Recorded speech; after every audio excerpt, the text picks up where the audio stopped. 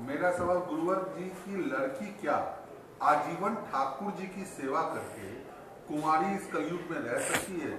समाज क्या इसे स्वीकृत करेगा? बेटी बिना विवाह किए ठाकुर जी को अपना सर्वस्व मानकर ठाकुर जी से ही पाणी ग्रहण संस्कार पूर्ण करे तो आपने कहा क्या ऐसा समाज स्वीकार करेगा? समाज कदापि स्वीकार नहीं करेगा। समाज अपनी धारणा से देखेगा।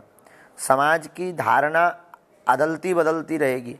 मीराबाई को भी स्वीकार नहीं किया तो वर्तमान समय में तो जो मीराबाई आज से कई 100 साल पूर्व हुई और अब वर्तमान समय में तो ये बड़ा मुश्किल है स्वीकार करना।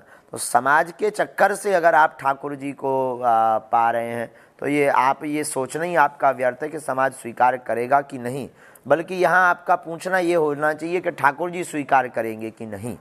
तो अगर आपको ऐसी दृढ़ता है तो समाज को ध्यान ना दे करके अपने प्रियतम अपने प्रेमी श्री ठाकुर जी की तरफ आपको दृष्टिकोण रखना चाहिए। समाज का क्या, समाज तो आनी जानी है। समाज है जल नदी, बहती रहती है, कुछ भी बोलते रहते हैं समाज।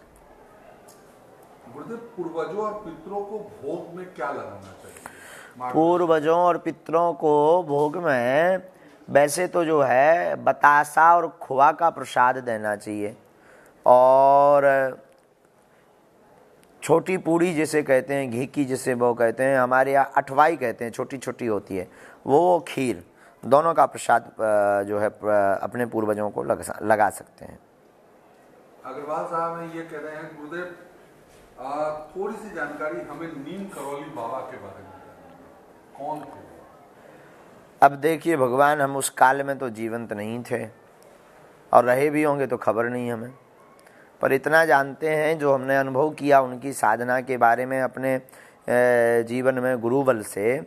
श्री हनुमान जी महाराज की उन पर खूब कृपा थी और हनुमान जी की कृपा में, उन हनुमान जी की भक्ति में वो इतने तल्लीन हो गए थे कि श्री हनुमान जी महाराज जी का जो है कई बार अंश झलकने लगा था।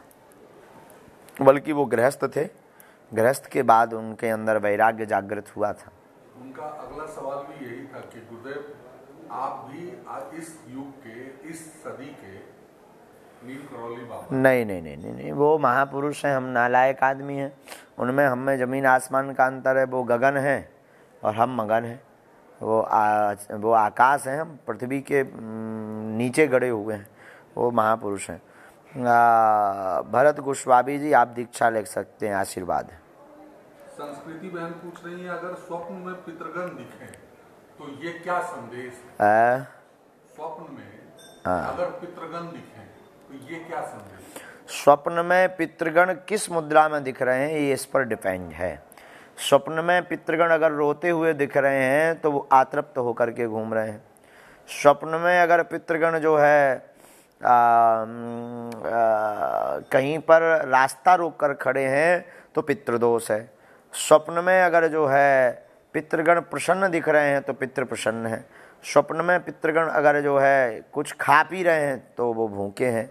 स्वप्न में अगर पितृगण शयन कर रहे हैं तो उनको किसी ने बांध रखा है।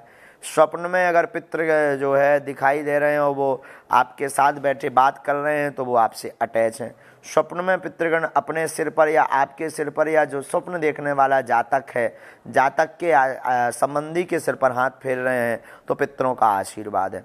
तो किस उसमें दिखाई पड़ रहे हैं ये उस पर वो डिपेंड करता है, उसका फल, स्वप्न का फल।